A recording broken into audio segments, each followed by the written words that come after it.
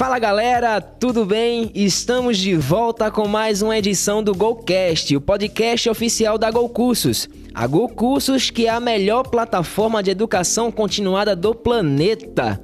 Te oferecemos mais de 10 mil cursos em áreas como negócios, comunicação, saúde e tecnologia, para você conquistar o emprego dos seus sonhos.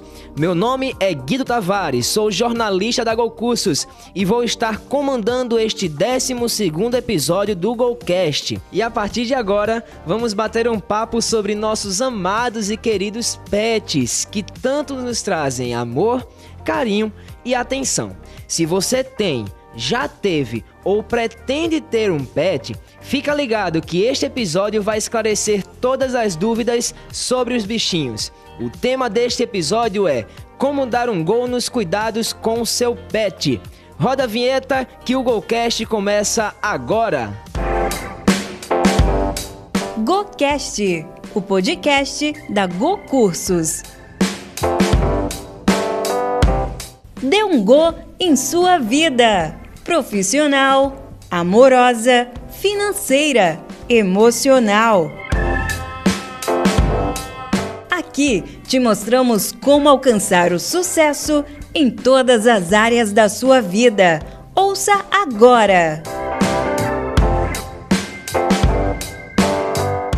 Os animais de estimação fazem parte de uma quantidade considerável de lares brasileiros. De acordo com dados da Pesquisa Nacional de Saúde, PNS, de 2019, divulgada pelo IBGE, revelou que 46,1% dos domicílios tinham pelo menos um cachorro. Já os gatos eram parte de 19,3% dos lares brasileiros. Fora os outros pets, né, que também os brasileiros e os seres humanos convivem, né? E para bater esse papo com a gente, convidamos o médico veterinário e professor do Grupo Ser Educacional, Wagner Araújo. Wagner, é um prazer te ter aqui no GoCast. Bom dia a todo mundo que está nos ouvindo. Muito obrigado pelo convite. É um prazer estar aqui, vim falar sobre esse tema tão importante, principalmente agora que a gente está vivendo em uma sociedade tão diferente depois desse período, né? Que ainda não acabou, mas assim está bem mais tranquilo com relação à pandemia. E foi durante esse período da pandemia que a gente viu uma relação bem peculiar dos seres humanos com os seus animais. Então, estar hoje aqui nesse podcast conversando com vocês e representando também o curso de Medicina Veterinária da Uninasal, né, do Grupo C, para mim é um prazer e vamos conversar aí, vamos transformar esse papo legal, acessível para todo mundo, com a linguagem onde todo mundo possa compreender e ampliar cada vez mais a sua relação com os seus pets, sejam eles pets convencionais, né, como a gente está acostumado, os pets domésticos, cães e gatos, e os pets não convencionais, porque é um setor que vem crescendo muito, a gente que está aí na rotina, na lida diária, a gente vê que muita gente já tem pet não convencional, depois eu vou explicar um pouquinho para tu o que são esses pets não convencionais, e a gente está crescendo aí cada vez mais, então é um prazer, muito obrigado e vamos lá conversar. Então vamos embora. E para a gente começar, me explica como foi essa tua trajetória até ser médico veterinário, ser professor, essa paixão aí com os animais que eu tenho certeza que você tem, né? Então, eu não sou daqui de Recife, né? Eu sou de Pernambuco, sou pernambucano, mas eu sou do sertão. Nascido e criado lá no sertão do Pajeú. Eu nasci em Afogados da Engazeira e fui criado a vida inteira. Só nasci em Afogados, mas me criei a vida inteira em Carnaíba, que é uma cidade lá, acho que quase 400 quilômetros daqui de Recife. Meu pai, ele sempre trabalhou nessa área de agricultura, de pecuária, a gente sempre teve esse contato. E quando eu vim aqui em Recife para estudar medicina veterinária, passei na Universidade Federal Rural de Pernambuco, estudei lá na Rural. No meio da minha graduação, fiz intercâmbio, morei um tempo fora, estudei na Universidade de Pisa, na Itália, também fiz veterinária. E quando voltei para cá, fiz mestrado na Universidade Federal Rural de Pernambuco, atualmente também faço doutorado lá. E é uma rotina, assim, enquanto médico veterinário, muito gratificante, porque eu passei por todas as áreas da medicina veterinária desde o início da graduação E era uma coisa assim que eu sempre tinha eu era muito arredio com relação à vivência mesmo, da prática clínica enquanto médico veterinário, né? Principalmente para trabalhar com pet de pequeno porte. Eu entrei na faculdade para ser cirurgião de cavalo. Eu queria trabalhar com equinos e no meio do caminho não rolou. É um ramo bem específico, né? No meio do caminho não rolou.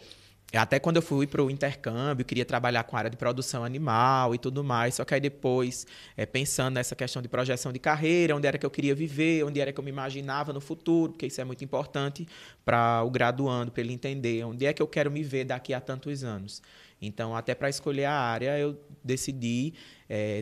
Teve outros percalços no caminho. Eu queria trabalhar com a área de medicina veterinária preventiva, saúde pública, epidemiologia, vigilância em saúde.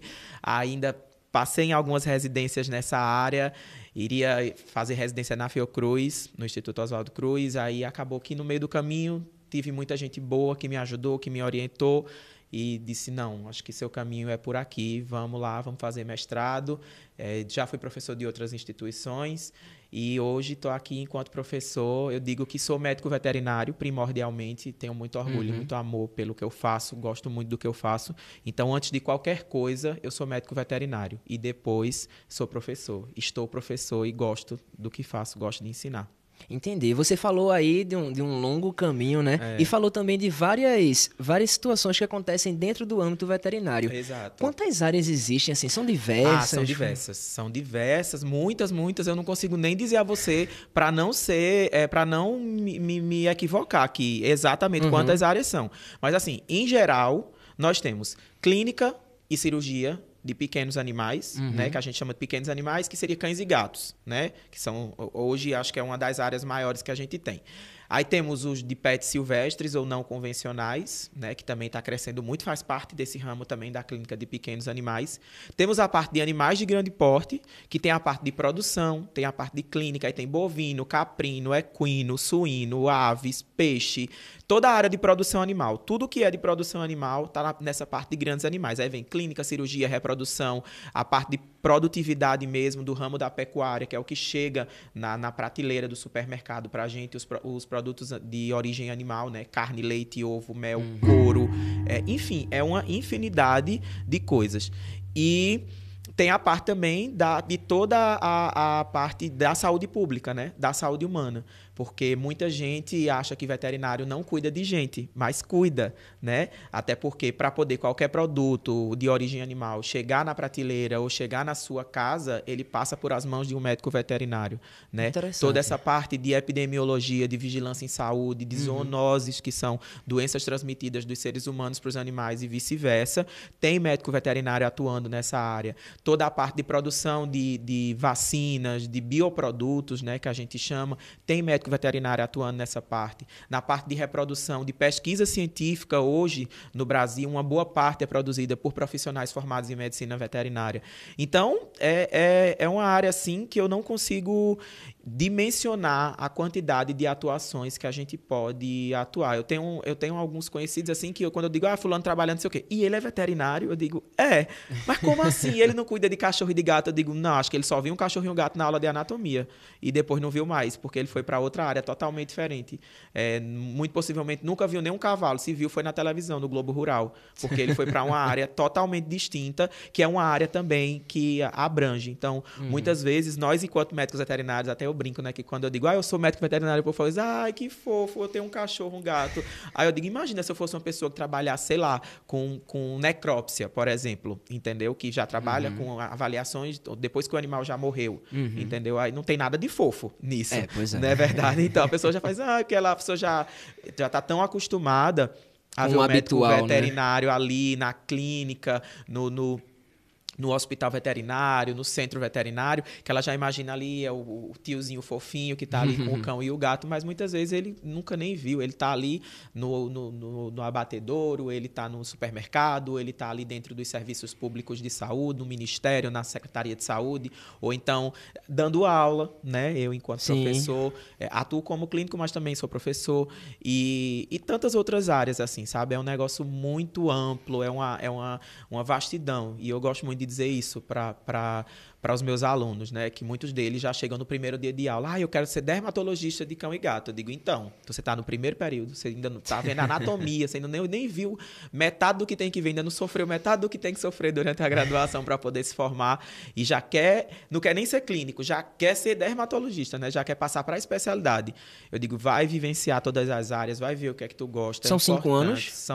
Depende da instituição. Tem instituição que é 5 anos, 10 períodos, tem instituição que é 5 anos e meio, 11 períodos, foi a que eu fiz. Sim. Entendeu? Só que na maioria das vezes são 5 anos. Aqui, pelo menos aqui no Brasil, são 5 anos. Então tem bastante coisa, né? É muita coisa e ainda assim não dá para ver tudo. Né? Não dá para. Tanto é que as especialidades elas são importantes. Nós saímos do curso enquanto generalistas, né? A gente é apto a trabalhar em todas as áreas que compreendem a medicina veterinária. Só que é importante que você vá trilhando o seu caminho para saber onde é que você quer chegar. Né? Como eu fiz assim, eu tive muitas dúvidas e é normal você ter muitas dúvidas durante a graduação, durante a sua formação, mas acho que o fator meu divisor de águas foi as pessoas que estiveram comigo ali, entendeu? De chegar, pegar na minha mão e dizer, não, venha por aqui que eu acho que seu perfil é mais esse. E eu também ter tido a oportunidade de atuar em tantas áreas e saber, isso aqui é bom para mim, isso aqui não é, até de visão mesmo, de mercado.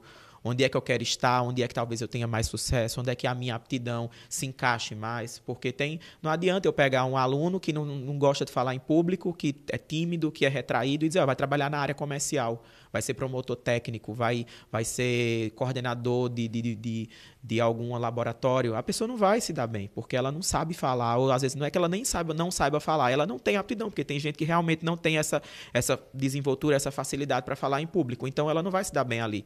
É muito melhor que eu coloque ela em outro lugar, oriente ela para ir para outro lugar. Certo. E aí, para a gente começar a destinar a nossa conversa, né, para o caminho que a gente está se reunindo hoje, que é sobre os nossos pets, né, que eu sou chamo agora tutor, né, tutor de pet. Tutor, né? Exato. Sou tutor de um pet, Aquiles, o nome dele, é um gato lindo, depois eu vou mostrar a foto. Eu tenho uma gata também, Angelina. Olha aí, Angelina, tá vendo? E aí, quais são os benefícios, né, tanto para nós quanto para eles, né, de a gente conviver em harmonia. Certo.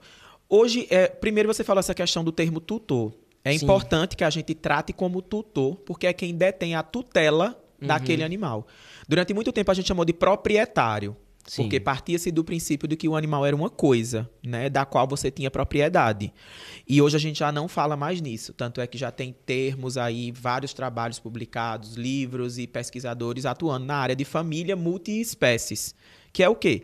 É a família que é composta de seres de múltiplas espécies. Então nós temos seres humanos, o Homo sapiens, nós temos o cão, o gato, o peixe, o papagaio. Lembra daquele ditado? Veio o marido, a esposa, o filho, o cachorro, o papagaio, a tartaruga, todo mundo? Então, pronto, tudo isso aí é a família multiespécie. Porque todo mundo está incluído dentro daquele âmbito familiar. Todo mundo está incluído dentro daquele lar, né? Inclusive a sua família hoje pode ser você e sua gata, por exemplo. Isso. Entendeu? Você pode tratar ela como um ente da sua família. E eu creio que o mercado pet, dentro deste mercado pet, nós temos também a medicina veterinária. O crescimento desse âmbito multiespécie, ele vem cada vez mais se mostrando presente. Porque esse convívio dos animais com as pessoas, eles estão cada vez mais intensos. Tem muitos prós, por exemplo, companhia, a relação mesmo de afetividade, de você, inclusive, muitas vezes receber em troca o carinho, o companheirismo daquele animal, sem precisar, muitas vezes, você fazer nada por ele, né? Muitas vezes você só está ali, você é até ausente, mas você chega em casa e o cachorro vai lá e vai lhe lamber e vai lhe abraçar, principalmente cachorro, né? Que tem muito essa dinâmica, né? Durante muito tempo as pessoas diziam que gatos eram interesseiros, só que na realidade não é, gato é interessante. Porque gato tem uma perspectiva, tem outro comportamento animal. Então, entender os comportamentos animais dentro dessa família multiespécie é fundamental para as pessoas que compõem essa família, já que são seres teoricamente racionais, né? Que têm uma capacidade de raciocínio um pouco maior. E eles conseguem inteligir sobre esses componentes ali dentro. Então, hoje... Aí tem os contras também, né? Que também nem tudo, né, não é só flores, né? O fato de a gente estar convivendo cada vez mais com esses animais, estar cada vez mais próximo dele, trazendo cada vez mais eles para a nossa rotina, a gente esquece que esses animais, há um tempo atrás, eles não viviam domesticados, né? Eles não viviam com a gente ali dentro da nossa casa, comendo na nossa mesa, dormindo na nossa cama, indo para pet shop, usando perfume, roupa, entendeu? Esses animais viviam ali na selva, na floresta, e é importante que esses animais não percam a sua ancestralidade, né? É importante que esses animais não percam o seu comportamento enquanto animal, porque muitas vezes a gente humanizou esses animais, e humanizar o animal não quer dizer que eu vou tratar bem ou mal o animal. Humanizar o animal é trazer comportamentos humanos para esse animal. Então, muitas vezes, tem cachorro que não levanta mais nem a pata para poder urinar, porque já urina no vaso sanitário, como um ser humano, entendeu? Tem algumas práticas que a gente foi levando para esses animais, e a gente está cada vez mais tirando a ancestralidade desses animais, tirando o seu caráter animal, entendeu? Justamente por isso. Então, é importante a gente ter muito cuidado quando a gente está nessa dinâmica com a família multiespécie, para a gente nem pegar os comportamentos do cachorro e do gato e nem levar os nossos comportamentos para eles, que a gente consiga ter um equilíbrio, uma dosagem nessa relação homem-animal ou família multiespécie, como hoje é o termo mais correto de se falar. Você falou aí, por exemplo, deu um exemplo, né? Por exemplo, um cachorro, né? Que vai lá no vaso sanitário, ou até no ambiente do próprio sanitário em si, né? Fazer suas necessidades. Certo. Era justamente um ponto que eu ia tocar, se era certo ou errado ensinar, né? Ou deixar até os pets fazerem suas necessidades, onde também os seres humanos fazem as necessidades deles, se há algum tipo de problema nisso aí. Na verdade, o ideal é que cada um tenha seu canto para fazer, até porque ali é um ambiente que espera-se que tenha o máximo de higiene possível. Sim. Né? O banheiro, o vaso sanitário, a pia, são ambientes os quais a gente tem que ter muito cuidado, né? Principalmente porque existem algumas doenças de transmissão fecal-oral, seja ela direta ou indireta. Então, por exemplo, se eu permito que um cão vá lá no vaso sanitário defecar, ele pode lamber aquela água do vaso. Entendeu? Se eu tiver alguma coisa, vamos supor, se eu tiver giardíase, por exemplo. Giardia é um parasito que é expelido pelas fezes dos humanos, ou dos cães, ou dos gatos, ou de qualquer outro animal. E eu, sei lá, defequei ali e tem giardia, a forma infectante da giardia ali naquela água. Aí o cão vai lá, bebe a água do vaso, porque ele foi ali defecar no vaso, ou urinar no vaso, ou ali no chão do banheiro fazer alguma coisa. Não é legal. Fora que suponhamos que esse cão tenha uma verminose, alguma coisa do tipo, e que essa verminose seja passiva de transmissão para seres humanos, e ele vai lá, defeca, não é legal, não é higiênico, tá? O ideal é que o animal tenha o lugar dele, de fazer as necessidades dele, e os seres humanos tenham o lugar dele, de fazer a necessidade dele. O ideal é que o animal tenha o lugar dele comer, e o ser humano tenha o lugar dele comer. Essa história de lambejo, né, é a melhor forma de carinho, né? Todo mundo escuta isso. Lambejo é a melhor forma de carinho. As pessoas têm que entender que os animais eles se reconhecem pelo cheiro. Vou dar um exemplo dos cães. Os cães têm uma glândula na região do ânus chamada glândula perianal. E essa glândula ela exala um odor. E esse odor, na verdade, é uma forma de reconhecimento, marcação de território, de reconhecimento entre os animais. Se você olhar na rua, os cachorros se cheiram. Sim. Concorda? Sim. E onde é que eles se cheiram na maioria das vezes? Um pelo ânus do outro. Isso. Então, depois ele vem lá e te dá um lambejo. Pois é. Entendeu? Então, a gente tem o hábito de escovar os dentes, de limpar a boca. A gente, enquanto ser humano, adquiriu esses hábitos de higiene. Eles não têm. Muitas vezes os tutores nem escovam a boca desses animais. Então, esse hábito de achar que está se beijando, de que é uma forma de carinho, pode ser perigoso. Principalmente para algumas pessoas que são imunodeprimidas, que têm deficiência de imunidade, para crianças, para idosos. Então, tem que ter muito cuidado. Existem comportamentos que a gente pode evitar. E isso não faz com que você ame menos ou ame mais o seu animal. Pelo contrário. Quanto mais cuidado você tem com ele, mais amor você tem. Porque você está impedindo que esse animal venha a se infectar de alguma doença e, consequentemente, você também. Ou você passar alguma coisa para ele, porque também pode acontecer. E nesse mesmo âmbito aí de higiene, como o tutor faz para manter a higiene? Tanto dos pets convencionais, tanto dos não convencionais. Aí você já aproveita e explica. Fala, né? Então, a higiene ela é muito de acordo com o tipo de pet que você tem. Vamos começar dos gatos. Os gatos, eles são animais muito autossuficientes do ponto de vista da higiene, né? Gato se lambe muito, gato é autolimpante, ele é um animal autolimpante, então aquele hábito que ele tem de estar se lambendo toda hora é se limpando, entendeu? Diferente de cão. Cão não tem esse hábito, né? Cão, se deixar, defeca, urina, faz tudo dentro de casa, faz aquele sangangô todo dentro de casa. Então, eu acho que são coisas que a gente tem que entender muito também do comportamento desse animal. Só que, até se esse animal fizer as necessidades dele na rua, é importante que o tutor limpe o que o animal fez. Por quê? Existem algumas verminoses que são expelidas pelas fezes, né? Alguns vermes que são expelidos pelas fezes e que eles causam doenças nos seres humanos. Né? A gente tem o bicho geográfico. Já ouviu falar do bicho geográfico? Que é aquele que causa... que é um vermezinho que vai gerando umas erupções na pele. É muito comum em área de praia, para quem vai para a praia, de ficar com o bicho geográfico ali na pele, porque o verme ele entra e como ele não tem um ciclo completo no ser humano, ele erra o caminho, suponhamos, e ele gera ali uma reação inflamatória na pele. E aquela reação inflamatória fica parecendo um mapa. Por isso que o nome ficou bicho geográfico. Entendeu? Entre outras verminoses que podem causar outros problemas. Então é importante que toda vez que você for levar seu animal para passear, que você recolha as fezes dele. Toda vez que esse animal defecar em casa, na área que for, você recolha as fezes dele e depois você lave com um desinfetante específico, porque não é todo desinfetante que desinfecta. Tá? Não é todo desinfetante. Então, por exemplo, alguns parasitas, como giardíase, não é você colocando um Veja, alguma coisa ali, um detergente qualquer, que você vai estar limpando o ambiente. Tem que ter um detergente específico. Do mesmo jeito da Covid, do vírus da Covid, que a gente, durante muito tempo, dizia, olha, tem que passar álcool gel, tem que passar detergente e tal, tem que passar água sanitária. No caso da Covid, água sanitária não, mas assim, entre outros, a gente usava, para os pets, é importante usar detergentes específicos, que inativem cistos, que inativem formas parasitárias desses parasitos ou desses outros micro-organismos que possam causar infecções nos animais ou nos seres humanos também.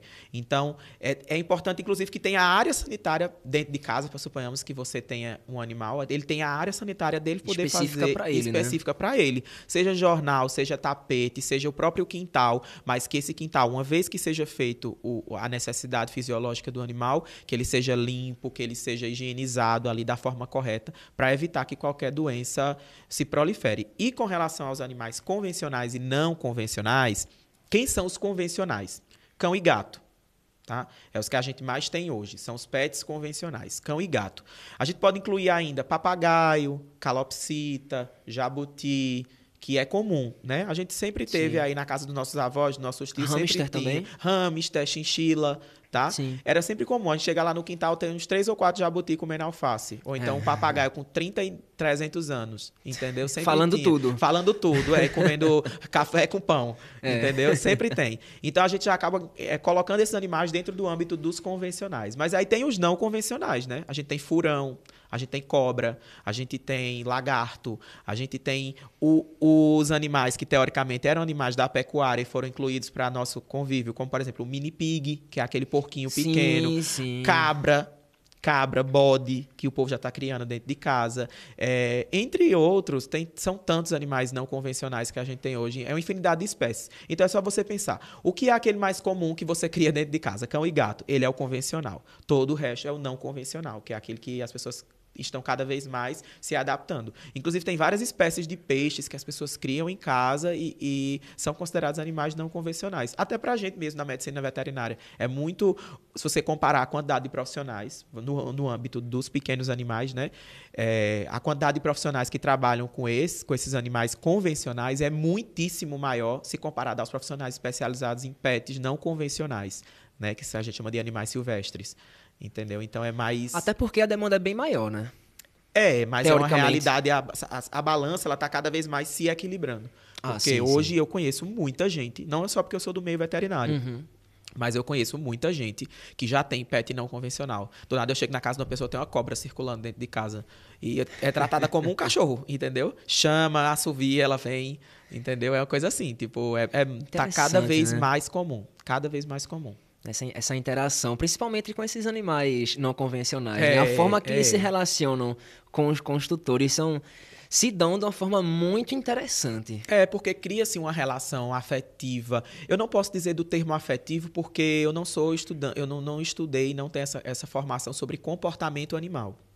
né? Eu teria que me especializar até para falar de forma mais correta os termos de afetividade, de amor, de reciprocidade, porque tudo isso tem uma definição, óbvio, né? Inclusive uma definição partindo do princípio de nós, seres humanos. Mas o que eu posso dizer é que existe sim uma relação de dependência do cão ou do gato, ou do ser humano para com o pet não convencional e vice-versa. E eles se reconhecem. Isso é notório, assim, é inegável que eles se reconhecem. Então, dentro do âmbito da casa, o cão reconhece o dono, o gato reconhece o dono. Ele escolhe quem ele vai entender como o dono dele, e assim é com os outros animais. Entendi. E continuando ainda nesse âmbito de higienização, só para a gente dar uma fechada, eu percebi nas minhas pesquisas e até conversando com os colegas de trabalho aqui mesmo na Go Cursos, né, tentando saber quais são as necessidades dele, quais são suas dúvidas com relação aos pets, né, que vocês são tutores. E uma delas foi como limpar os ouvidos, que há sempre uma preocupação, né, com os ouvidos dos animais, dos mais convencionais, né, Sim, o cachorro, o gato, e a higiene bucal também, né, com relação a esse tipo de higiene. Como é que deve ser feita, não deve, como se faz? É só você pensar que ele é como você, naquela situação. Então, vamos partir do princípio primeiro da higiene bucal. Escovar os dentes todos os dias. Porque eles, quando você pega um animal da selva, da floresta, ele está ali roendo o osso, não é? Para poder comer a carne. O atrito mecânico do dente roendo o osso já é uma forma de limpar. A saliva também, ela é uma forma de limpar também. O corpo coloca componentes na saliva que faz com que ela atue no processo de limpeza da boca, tá? Até para não... Nós também, seres humanos, temos esses componentes na saliva que atuam como um processo de limpeza da boca. Só que os animais da nossa casa, eles não estão ali agarrados no mamute, mordendo o osso do mamute ou do elefante para poder roer o osso e, consequentemente, limpar a boca. Nem também estão ali produzindo saliva toda hora para poder limpar a boca, porque eles não têm estimulação, né? Então, como é que eles fazem? Comem ração. Comem a comida natural que você faz na sua casa. E isso não tem a mesma atividade para a limpeza dessa boca. Então, o que é que você tem que fazer para que esse animal não venha ter uma doença periodontal, não venha ter o famoso tártaro, né, que chamam, que é aquele acúmulo de placa dentária no dente, né, de placa bacteriana mineralizada no dente. Então, o que é que você tem que fazer? Escovar, usar métodos, tem alguns enxaguantes que podem ser engolidos pelo animal, que você pode colocar na boca. Só que o ideal é que seja feita uma escovação como as dos seres humanos, diariamente. Começa desde filhotinho, ajudando ali, vai estimulando, vai tornando aquele hábito comum para o animal, seja usando um dedal mesmo, igual a criancinha mesmo, aquele dedal pediátrico de silicone, para ele ir entendendo que tem que limpar a boca, e conforme o animal vai crescendo, vai comprando uma escovazinha com as cerdas mais macias, e assim vai. É um hábito que você vai criar, e é um hábito que ele também vai se acostumar, de que tem que limpar a boca, né? Que tem que escovar os dentes. E com relação à limpeza dos ouvidos, a cera que tem dentro do ouvido, ela também é um método de proteção, tá? É um método natural de proteção. Nós também temos, inclusive os médicos, eles também não recomendam que a gente fique limpando o ouvido toda hora, né? Principalmente com cotonete, enfiando o cotonete lá dentro do ouvido para poder limpar. Existem soluções otológicas para limpeza, principalmente animal que produz muito cerúmen, né? Então tem lá, mas o ideal é que, como você está mexendo com uma cavidade, né? O ouvido é uma continuação da pele. Então, quando você vai, chega uma hora que você começa a ter contato com estruturas neurológicas. Então, se você fica jogando coisa ali dentro para ficar limpando sempre o ouvido, você pode prejudicar esse animal do ponto de vista neurológico também. Ah, não, mas é porque ele tem otite, tem inflamação no ouvido, eu tenho que ficar limpando sempre. Não, você não está resolvendo nada. A otite sempre é secundária a alguma coisa. Otite nunca é a causa primária de uma situação. Ela é um reflexo de alguma coisa que está acontecendo ali. Seja um problema na pele, do lado externo, seja um problema dentro do próprio ouvido. Entendeu? Então, o ideal é assim. Limpa da área externa do ouvido, região aqui da orelha, né? Principalmente aqueles animais que têm a orelha caída, porque ali fica mais úmido, fica mais quente, gera proliferação de fungo e bactéria. Mas o ideal realmente é que depois que você limpou aquela área, se você ainda vê acúmulo de cerúmen, principalmente o cerúmen fedorento, né? Aquela cera fedorenta que você sente, porque você sabe diferenciar o que é um cheiro de cachorro, o que é um cheiro de gato, do que é um cheiro de fedor, né? Do que é um mau cheiro. Então, Se você vê que isso está se acumulando, o ideal é que esse animal seja levado para um veterinário, preferencialmente um veterinário especializado em dermatologia, que entenda mais dessa área de pele, porque, como eu disse, o ouvido ele é uma extensão da pele, né? A pele a nossa pele é lá dentro, né? Então, automaticamente, o ideal é que seja um veterinário especializado para ele tratar melhor essa causa desse excesso de cerúmen, que pode ser por otite ou pode ser por qualquer outra causa.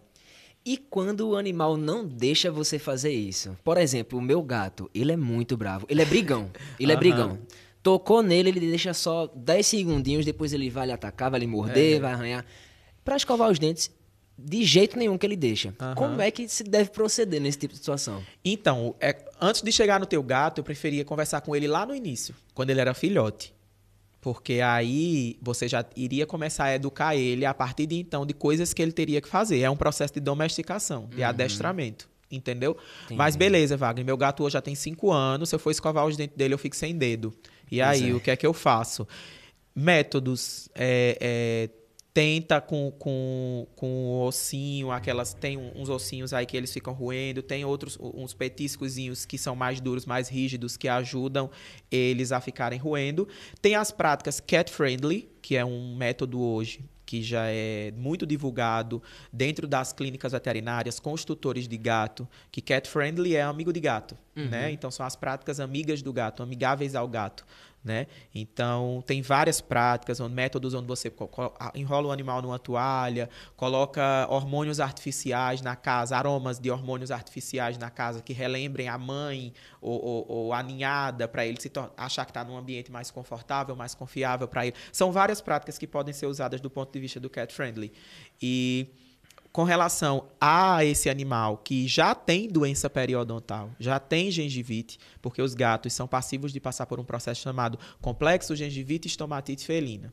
Então, animais que já desenvolvem isso, o ideal é que eles sejam levados para o médico veterinário. Se for um animal muito arisco, que não colabore com o exame, que ele seja tranquilizado, sedado, acompanhado por um profissional especializado e, a partir de então, todo o processo, o tratamento odontológico dele seja realizado, preferencialmente por um médico veterinário especializado em odontologia, porque também tem essa especialidade. Nós temos aqui em Recife, mas tem no Brasil inteiro, tá? Em vários lugares já tem esses profissionais, porque são profissionais que não só vão olhar ali para aquela placa bacteriana que está no dente, aquele tártaro, aquele cálculo absurdo que você vê, o dente chega amarelo com aquela placa em cima. Não, ele vai ver toda a estrutura do dente, a gengiva, a boca, a bochecha, né? Essa parte mais interna de dentro. Então, às vezes, é uma coisa que você vai lhe exigir um pouco mais, mas vai lhe dar mais segurança no tratamento, no acompanhamento desse animal. E muitas vezes tem que ser periódico, a cada 6 meses, uma vez ao ano, porque já que você não consegue escovar os dentes todos os dias, isso vai se acumular. E como ele vai viver aí, se Deus quiser, mais uns 10, 15 anos, então é uma coisa que a gente tem que começar a ter isso como prática. E sem contar que doenças periodontais, ou doenças na boca em geral, elas facilitam. Isso na literatura humana, na medicina humana, já é muito bem descrito. Na medicina veterinária ainda tem muita coisa a se descobrir, mas a gente já sabe que doenças periodontais, elas facilitam, elas são portas de entrada para infecções bacterianas em outros órgãos. Porque como a gengiva é muito irrigada e a placa bacteriana do dente está em contato direto com a gengiva, bactérias da boca podem cair na corrente sanguínea e ir para o coração, e ir para o rim, e ir para outros órgãos e gerar processos infecciosos nesses órgãos. Então, por isso a importância da limpeza da boca. Pois é, interessante. Então, eu acho que a situação do meu gato vai ter que ser assim. Muitas vezes. Agora, falando sobre alimentação. Qual é a alimentação adequada, né, para os nossos animais, né? Tem gente que dá comida que a gente mesmo come, por exemplo, macarrão, feijão, enfim, que os animais comem. Se o ideal é ser apenas ração, ou pode equilibrar também com esses alimentos que nós, seres humanos, consumimos, qual é a dieta, né? Qual é a forma de alimentar? Eu acho que a forma de alimentar é aquela que você consegue. Eu acho que são vários cenários onde a gente tem que pensar muito bem quando a gente vai falar sobre a alimentação correta. O que é a alimentação correta? Porque não dar alimento para o animal também é considerado maus tratos. Exato. Então, muitas vezes a gente está partindo do princípio de uma pessoa que não tem nem grana, não tem nem dinheiro para comprar alimentação para si. Então, como é que eu vou chegar para essa pessoa e dizer a ela, olha, a melhor alimentação é uma ração super premium, com tanta quantidade de proteína, ou então uma alimentação natural, onde o animal vai ter que comer carne de cordeiro da Patagônia. Não vou chegar nessa situação. Então, eu acho que a melhor alimentação nessa situação é a que você consegue fazer. Mas vamos partir do princípio de orientação correta para um animal, para um paciente, que você tem que alimentar. Vai partir muito da rotina do tutor. Se o tutor conseguir fazer uma alimentação bioapropriada, ou seja, uma alimentação específica, do mesmo jeito que a gente vai no nutricionista, e o nutricionista não passa a mesma nutrição para todo mundo, não é? É uma nutrição individualizada de acordo com as suas necessidades. Sejam suas necessidades fisiológicas, sejam suas necessidades comportamentais, seja para corrigir algum problema patológico de alguma doença que você tenha, do ponto de vista da alimentação e da suplementação. Então, se você tem disponibilidade, se você consegue fazer uma alimentação bioapropriada para esse animal, maravilhoso. Para mim, ela é a melhor opção. Para mim, ela é a melhor opção. Se o tutor consegue, eu sou a primeira pessoa. Eu faço o encaminhamento, digo, vá procurar tal profissional, que ele é um nutricionista, ele sabe, tem que ser um nutricionista veterinário, óbvio, sim, né? Sim. Ele sabe qual vai ser, porque ele vai entender a rotina do seu animal, ele vai entender as necessidades do seu animal. Se o tutor não consegue, aí o ideal é que ele opte por rações de boa qualidade, rações com uma boa quantidade de proteína e rações que respeitem o estágio e a condição daquele animal. Hoje a gente já tem rações para raças específicas, a gente já tem rações para pacientes cardiopatas, para pacientes nefropatas, para pacientes com distúrbios intestinais, pacientes obesos. Enfim, a gente tem uma infinidade que a gente chama de linhas terapêuticas, né, que são as rações para pacientes que estão passando por algum processo de alguma doença, e as linhas mais comuns. Então, a gente tem as rações premium, super premium, tem as rações sem conservante, sem acidulante, sem nenhum aditivo, que são aquelas bem naturais. Tem as rações sem transgênico, né, que tem muita polêmica sobre essa questão do uso ou não do transgênico, eu não vou entrar nesse mérito, mas assim, estou explicando o que é que existe, sim, né? E tem a alimentação natural. Inclusive, os próprios nutricionistas, eles passam ração, né? Porque, como eles entendem os pormenores do qual a composição de cada ração, o que é que tem ali dentro, eles sabem dizer, olha, pela sua rotina, pela sua vida, a forma como você vive, não cabe eu passar aqui uma alimentação natural, porque vai depender muito, vai lhe exigir muito, e muitas vezes você não faz comida nem para você, você come na rua, porque seu trabalho não deixa, você já chega em casa muito tarde, então você não tem uma pessoa para lhe ajudar, então eu vou passar tal ração X. Então eu acho que a melhor ração é aquela que se adequa no perfil do seu paciente, né? do seu animal, desculpe, você enquanto tutor. Quem vai lhe orientar qual vai ser a melhor ração vai ser o profissional veterinário que acompanha o seu animal, porque ele, mais do que ninguém, sabe naquele momento quais as necessidades que o animal tem. Então, a gente hoje tem uma infinidade de tipos alimentares. E partindo do princípio de que você adotou um animal, você resgatou, você está passando por uma situação mais complicada, não importa, alimente. De qualquer coisa, forma, de qualquer forma, porque negar alimento também é considerado maus tratos. Então, por isso que eu digo assim, eu acho que a gente tem que ver qual é o cenário que a gente está falando, entendeu? Para a gente poder dizer qual é a melhor alimentação. Sim. E aí, nesse âmbito de alimentação, tem animais que, por exemplo, ficam obesos, né? Enfim, dependendo da forma como é dado esse tipo de alimentação, tem animais que ficam obesos, e aí a gente entra num outro âmbito que é como estimular a prática de atividade física. Porque é importante que o animal tenha, de certa forma, uma atividade física, até para justamente evitar obesidade ou até outros problemas de saúde, né? Isso. A obesidade ela é uma doença. É importante que a gente saiba disso, é importante que a gente trate a obesidade como uma doença. É uma doença de caráter alimentar, comportamental e também hormonal, tá? Então, assim, quando a gente pega um paciente obeso, muitas vezes eu gosto de conversar com o tutor. Quando ele é obeso, quando ele entra na sala, você já vê que ele é obeso, né? Que ele é enorme. Tem animal que chega parecendo um rolo de mortadela bolonha, assim, enorme, redondinho, chega rechonchudo, as patas quase não aparecem. Parece uma foca. Aí eu olho assim pro animal, olho pro tutor e eu vou conversar com o tutor. Porque o tutor acha lindo aquela obesidade. O tutor acha, ele é a coisa mais linda do mundo, ele é fofo. Olha, ele não consegue nem andar. Olha aí, ele bolando pelo chão, ele não consegue nem andar. E eu fico olhando assim, tipo, esperando realmente que ele entenda que aquilo dali é uma doença, que daquilo dali não tá bom, não tá saudável, não tá confortável pro animal, que aquilo dali tá trazendo várias outras comorbidades pro animal. Então, eu começo a conversar. O que é que ele come? Ah, não, ele só come ração. Aí eu vou aprofundando. E se trouxer o filho para a consulta, melhor ainda. Porque o filho diz na hora, assim, criança não mente. Aí criança Sim. diz na hora, né? Não, ela dá biscoito, ela dá queijo, ela dá bolo. E assim vai. Então, esse animal, muitas vezes ele adquiriu o hábito do tutor. Então, se muitas vezes o tutor não se exercita, o tutor é sedentário, o tutor já tem alguma comorbidade, é hipertenso, é diabético, já pelas práticas de vida que tem, de comer, de beliscar, de não ter alimentação regulada, nem nada. Então, o animal ele adquiriu tudo isso. Então, antes de eu dizer assim, olha, você tem que passear com seu animal, gente, ele não passeia nem com ele. O tutor, nem ele não faz uma atividade física. Então, muitas vezes a consulta do animal é uma consulta multiespécie. É uma consulta com a família, porque tem que mudar todo o hábito da família. E quando às vezes a gente passa alguma medicação para o animal, eu tomo essa medicação aí também, o tutor diz na hora da consulta. Porque é um hábito que cria dentro do lar. Então, como eu te disse, ele humanizou aquele animal. Inclusive, humanizou no sentido pior da palavra. Ele adquiriu aquele hábito errado, entendeu? Do tutor. Então, o que é que eu recomendo? É que esse animal tenha um acompanhamento nutricional com o profissional e que esse animal faça atividades físicas do ponto de vista até para socializar. Hoje a gente já tem diversos lugares que são os lugares pet-friendly, que são aqueles lugares que aceitam animais. Então a gente tem cafés, tem restaurantes, tem shopping centers, tem os parcões, né, que são aqueles lugares específicos para os animais brincarem, correrem, liberarem sua energia ali, tirarem o estresse. Então são coisas que a gente tem que começar a estimular e, consequentemente, tirar da cabeça do tutor essa questão de que ser obeso é bonito, de que ser obeso é fofo, é legal. Mas ele é tão bonitinho, gordo, ele era tão gordinho antes, não sei o quê.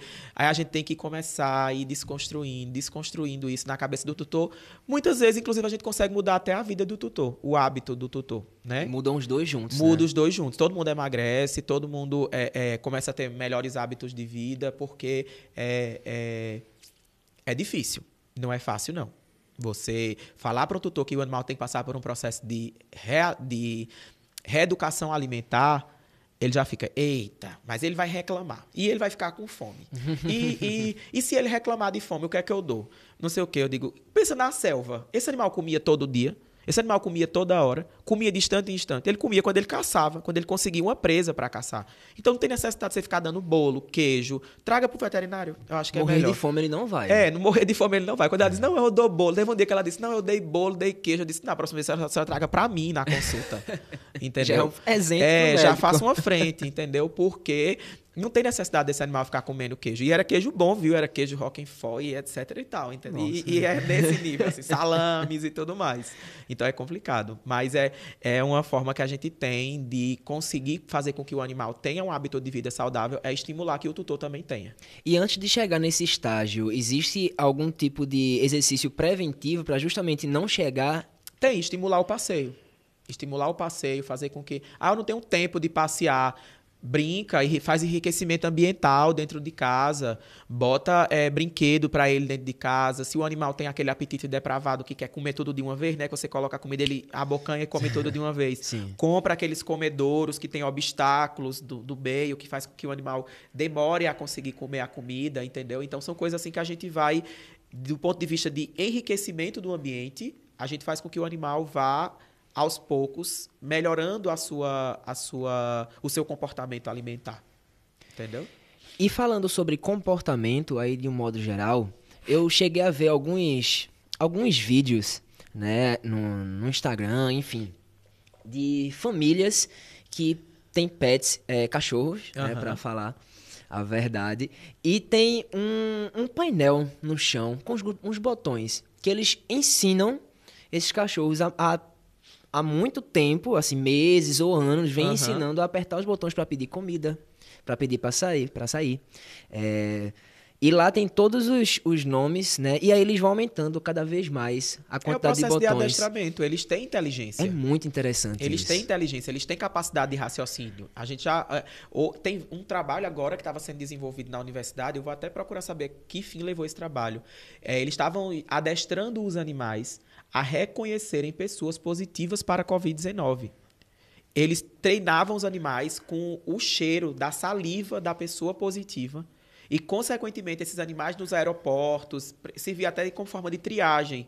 Esses animais nos aeroportos, cães de guarda, eles sentiam o cheiro da pessoa e sinalizavam para o profissional de segurança de que aquela pessoa possivelmente podia estar positiva. Então, ele fazia uma triagem inicial, a pessoa era recolhida para fazer o teste, consequentemente não viajaria, consequentemente não transitaria, era condicionada ao isolamento para não transmitir a doença. Então imagina se um cão ele consegue, através do cheiro de uma pessoa infectada por doença X, consegue aprender, porque é que ele não vai aprender a apertar um botão para pedir comida, para pedir.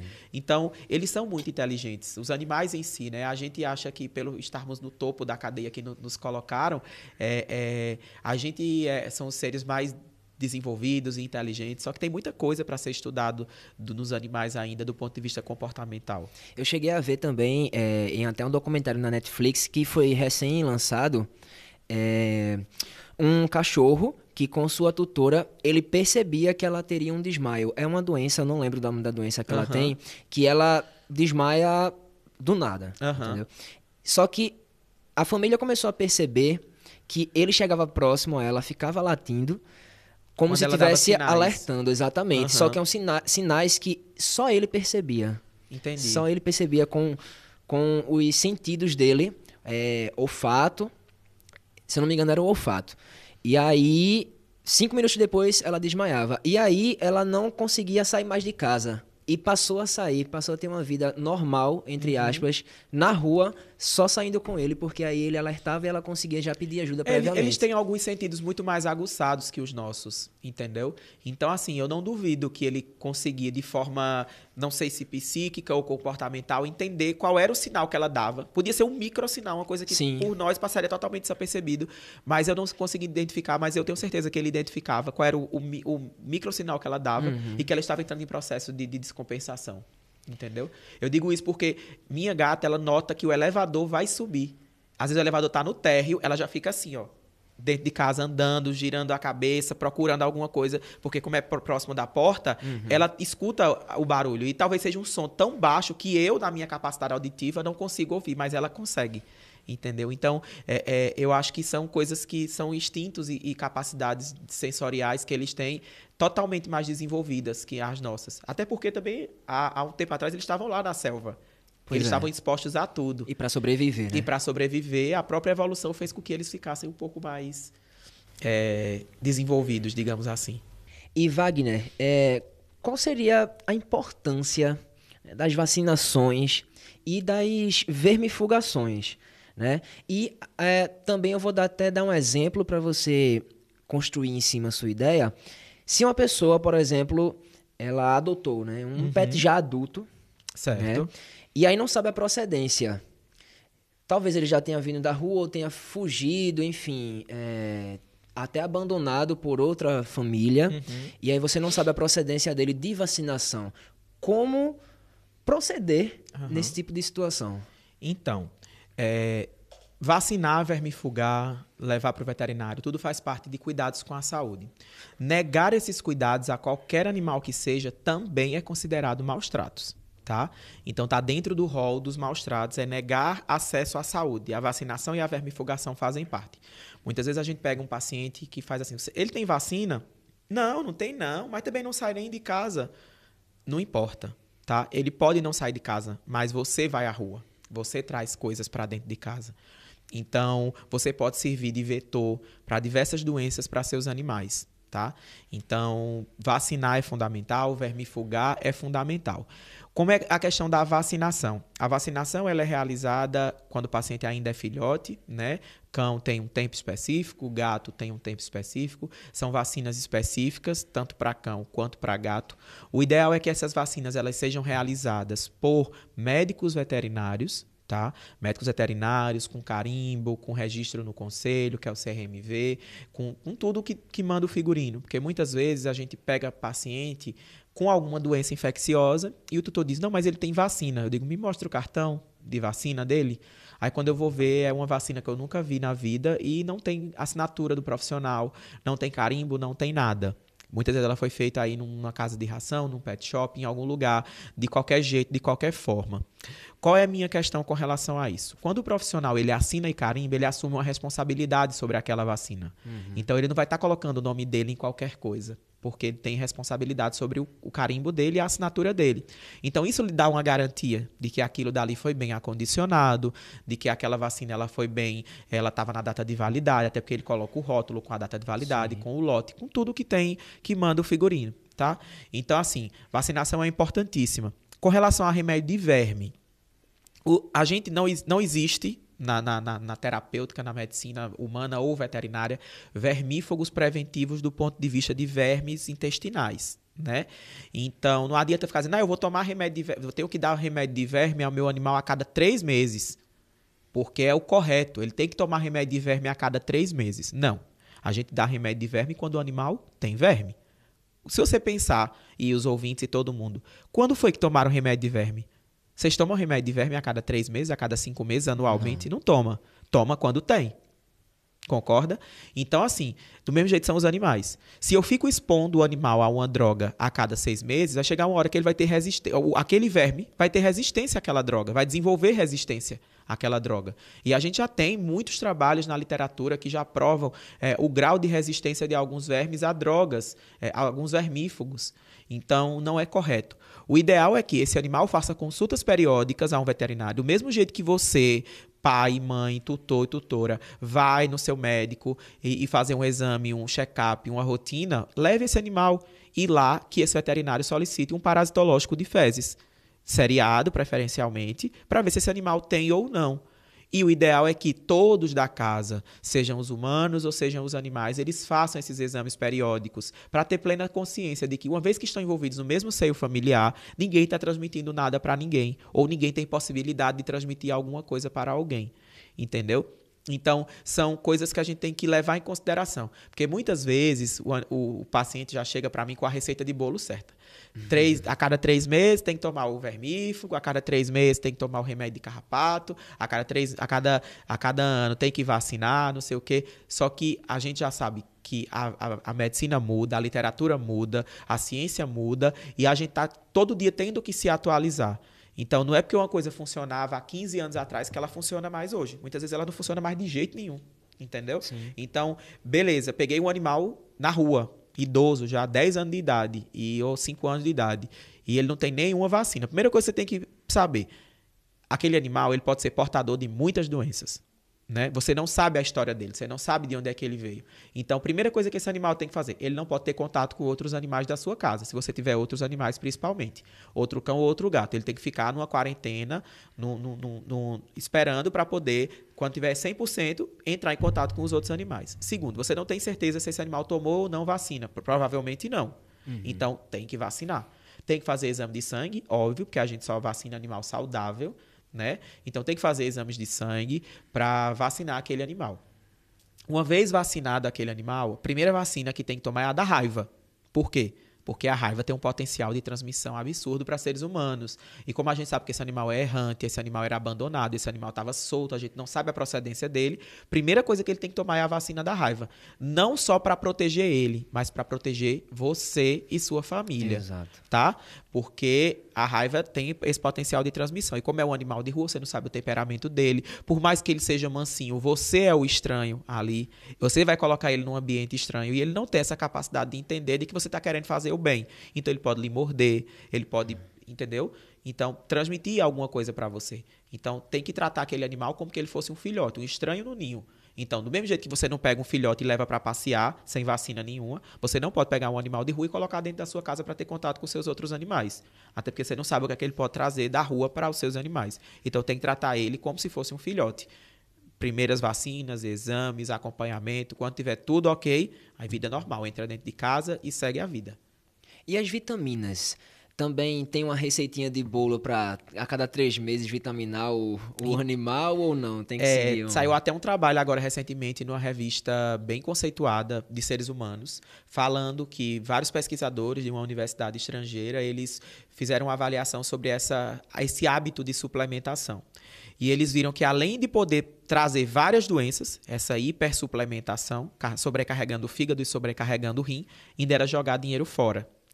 Então, do mesmo jeito deles, de nós humanos, os animais também é do mesmo jeito. A gente só suplementa aquilo que está em falta.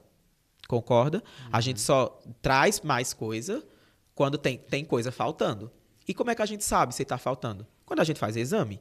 Então, antes de você gastar com um suplemento que não é barato, né, é melhor que você gaste com uma consulta, com um exame de sangue, com um hemograma, com uma bioquímica, para você ver o que é que aquele animal está precisando. Porque muitas vezes você está suplementando coisa que ele nem precisa. E tudo que é ingerido é metabolizado pelo corpo. Quem metaboliza é o fígado, quem expele o rim. Então, se eu estou ali estimulando aquele fígado, está metabolizando coisa toda hora que não precisa, e botando aquele meu rim para trabalhar, para expelir, vai chegar uma hora que vai falhar. Entendeu? E você tentando ajudar, achando que eu vou dar um remédio, um ferro aqui, porque quando eu der o ferro ele vai comer mais, ele vai melhorar mais. Não, pelo contrário, você só está prejudicando a vida desse animal. Entendi. E qual é a importância da castração? Hoje também, eu gosto muito de trazer essas questões do ponto de vista da literatura, porque eu trabalho com medicina baseada em evidência, não é medicina baseada no que tem, no que eu acho, entendeu? Então, assim, o que é que a literatura hoje fala? É que, para alguns casos, a castração ela não impede que o animal venha a ter doenças. Já para outros casos, ela é uma ótima alternativa. O que é que se recomenda para alguns animais? É que esses animais eles sejam castrados quando eles estiverem em algumas situações específicas. Animal muito agressivo, né? Animal que tem tendência a ficar muito agressivo, né? Principalmente pela forma como é criado. Então, o ideal é que esse animal seja castrado, porque às vezes ele está ali querendo dominar o território em decorrência do acúmulo de hormônio. Então, essa dominação, essa agressividade é em decorrência do acúmulo de hormônio. Então, o ideal é que ele seja castrado. Cães e gatos, gatos principalmente, né, que as pessoas têm o hábito de ficar dando aquelas injeções para não emprenhar, né, não entrar no cio. Aquilo dali é uma bomba de hormônio. Então, se você não tem o objetivo de reproduzir esse animal, se você não tem o objetivo de colocar ele para procriar, então o ideal é que você não faça essas injeções, porque aquele dali é um veneno, mata, tá? Então, que castre. Tá?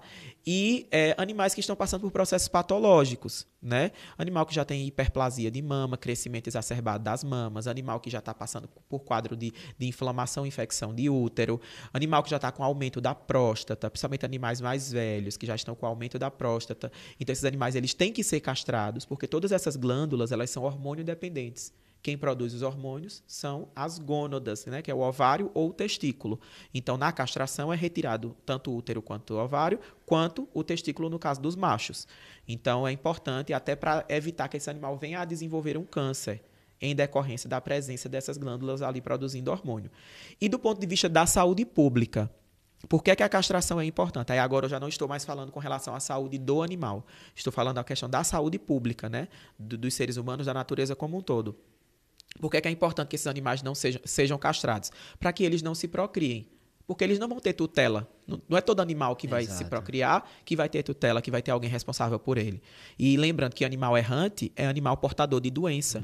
É animal reservatório de diversas doenças. É animal sentinela para várias doenças.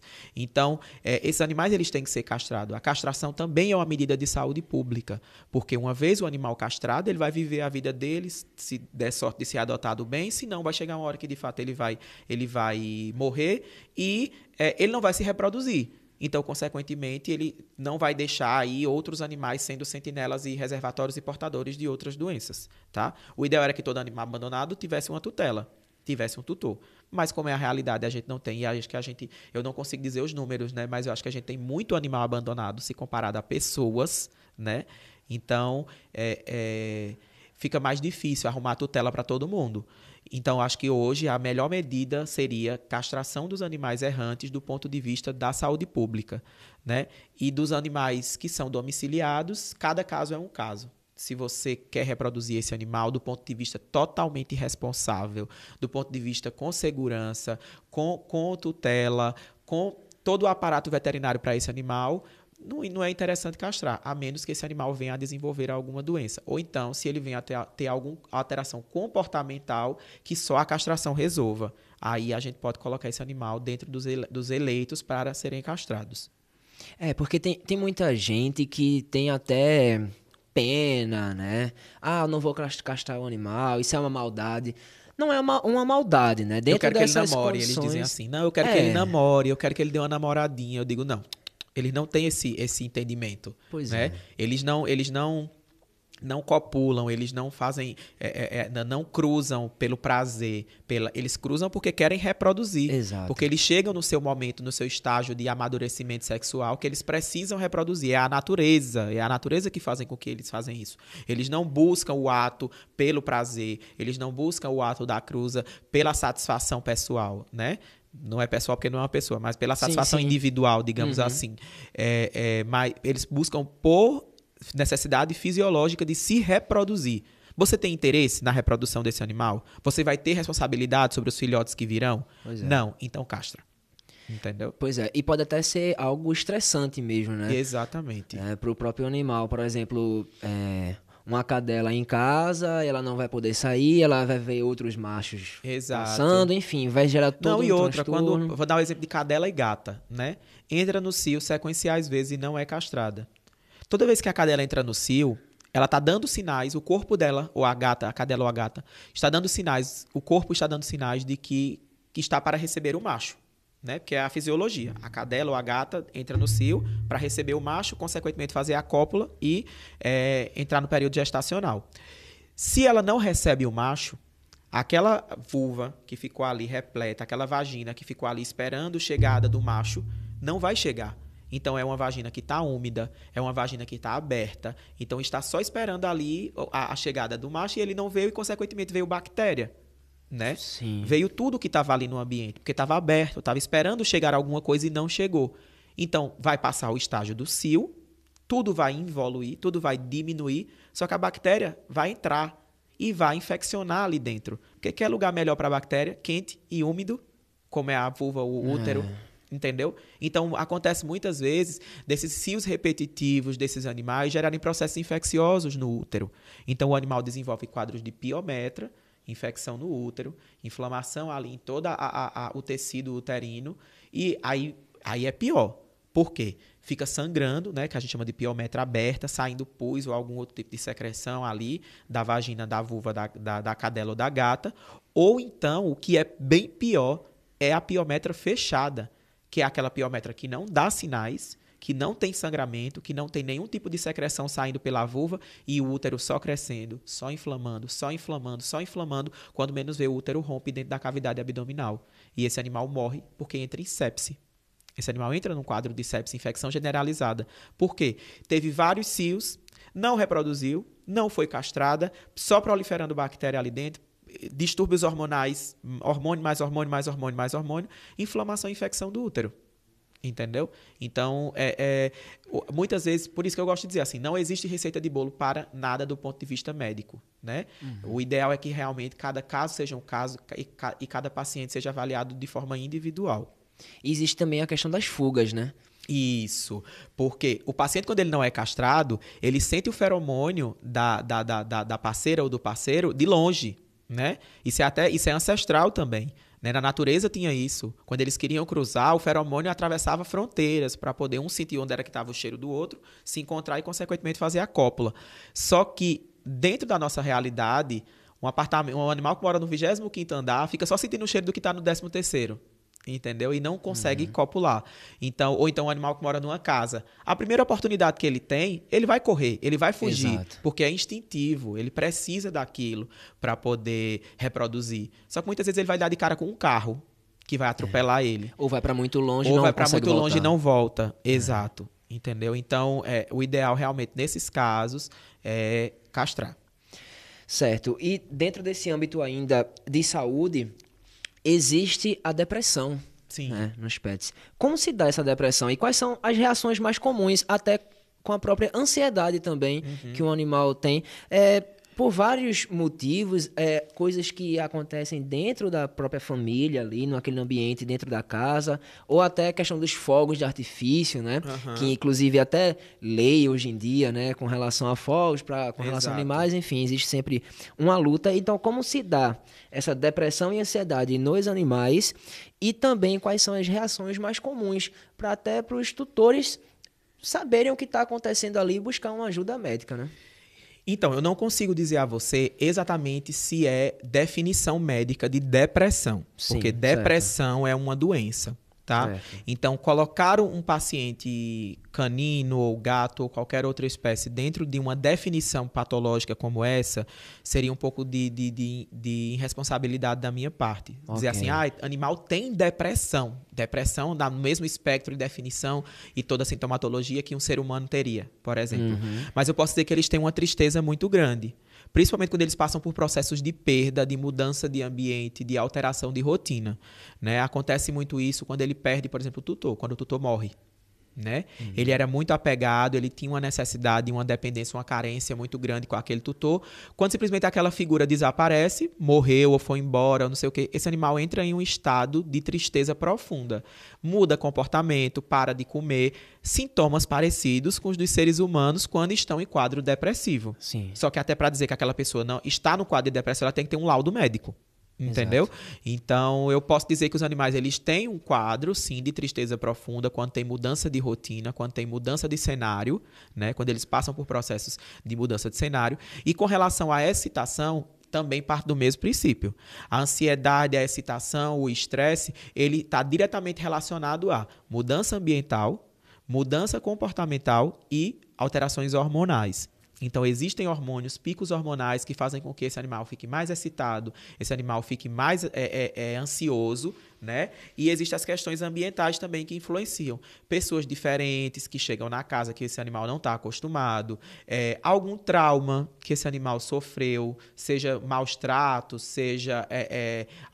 geralmente é maus tratos, né? E também a questão... que eu posso dizer fisiológica também, né? Cada animal é um animal, do mesmo jeito que cada ser humano é um ser humano. Então, existe uma parte instintiva, existe uma parte fisiológica desse animal que faz com que, às vezes, ele seja mais retraído, ou ele seja mais afobado, mais ansioso. Então, tudo isso influencia, né? E também existem os distúrbios neurológicos, né? Que do mesmo jeito que tem pessoas que têm distúrbios neurológicos, doenças neurológicas, os animais também podem ter doenças neurológicas. Quem trata essas questões é o neurologista.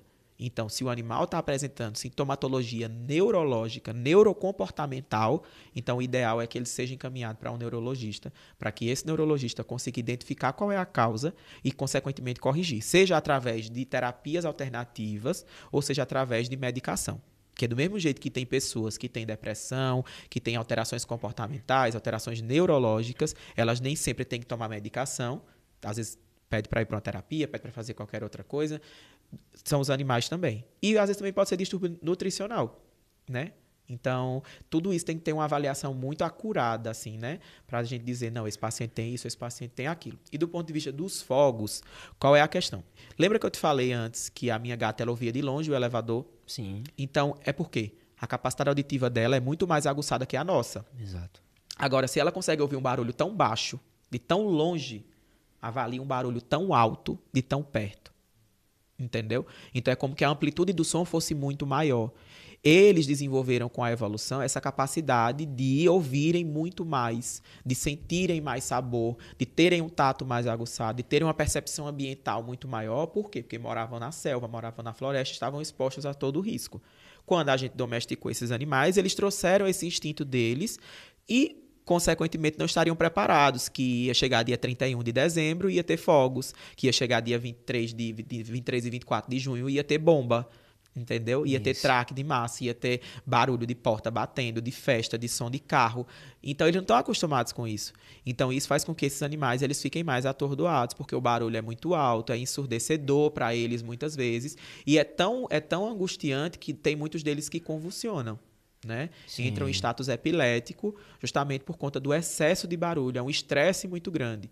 Então, do mesmo jeito que uma pessoa que passa por um estresse muito grande, ela tem alterações, baixa pressão, convulsiona, desmaia, fica fraco, o animal é do mesmo jeito. Ele passa por esse estresse, lembrando que numa proporção muito maior, já que a capacidade sensorial dele também é maior. Entendeu? Entendi. Bem, chegamos, né, no final do GoCast de hoje. Desde já agradeço a sua participação, todas as suas dicas, né, o que você trouxe aí para mim, né, que sou um tutor, né, de um pet, e para todo mundo que está ouvindo a gente também. E para a gente finalizar, eu vou te pedir justamente uma mensagem, dicas, né, para quem é tutor, obviamente, para cuidar bem do seu pet. Então, eu acho que a gente tem que pensar, usar a empatia. O que era que a gente queria, como a gente queria ser tratado, né? E quando a gente se coloca nessa posição, como eu queria ser tratado, a gente trata bem todo mundo. Isso inclui também os animais, né? Então, se eu queria ter saúde, eu busco um médico. Se eu queria ter uma casa boa, com alimentação boa, com cuidado, com carinho, com dedicação, então eu também vou proporcionar isso para o meu animal. Então, garantir que esse animal tenha acesso à comida, à água, a lazer, a cuidados veterinários, a todo o aparato de saúde, né? Então, isso é muito importante para esse animal.